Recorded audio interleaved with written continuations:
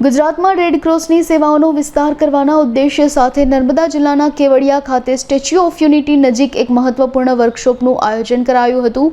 Indian Red Cross society state બ્રાન્ચના chairman Ajay પટેલના માર્ગદર્શન હેઠળ યોજાયેલા આ કાર્યક્રમમાં ગુજરાતના તમામ 33 જિલ્લાઓની 64 શાખાઓના ચેરમેન અને હોદ્દેદારો ઉપસ્થિત રહ્યા હતા।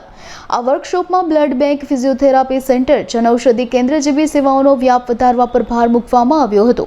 આ કાર્યક્રમમાં ગીર સોમનાથ રેડક્રોસ વતી ચેરમેન અતુલ કાનાબાર સહિતની ટીમે પ્રતિનિધિત્વ કર્યું હતું। આ તકે આવનારા સમયમાં ગુજરાતના દરેક નાગરિક સુધી રેડક્રોસની સેવાઓ પહોંચાડવા માટે કટિબદ્ધ રહેવાનો સંકલ્પ લેવાયો હતો। આ કાર્યક્રમમાં નર્મદાના ધારાસભ્ય ડોક્ટર દર્શના દેશમુખ ખાસ ઉપસ્થિત રહ્યા હતા। હું doctor Ajay Desai, vice chairman Indian Red Cross Society Gujarat state. અત્યારે તારીખ 3, 4 અને 5 3 દિવસ દરમિયાન 2 પ્રોજેક્ટોનું કામ થયું અહીંયા।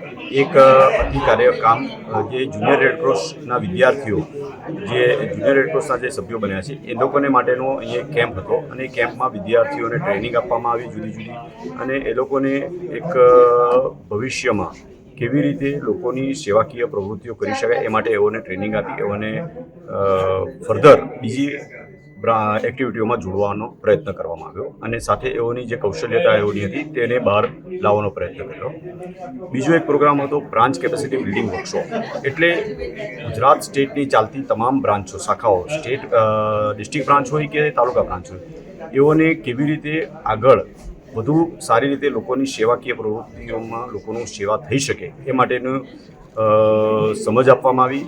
તદુપરાંત જે પ્રવૃત્તિઓ જે શાખાઓ કરે છે એને કેવી રીતે વધુ સારી કરી શકાય એનું એક ચિંતન કરવામાં આવ્યું અને આ ચિંતન દરમિયાન દરેક શાખાઓ તરફથી તેઓના અભિપ્રાય લેવામાં આવ્યા અને અગાઉ કેવી રીતે કરી શકાય એનું આયોજન કરવાનો વિચાર કર્યો છે।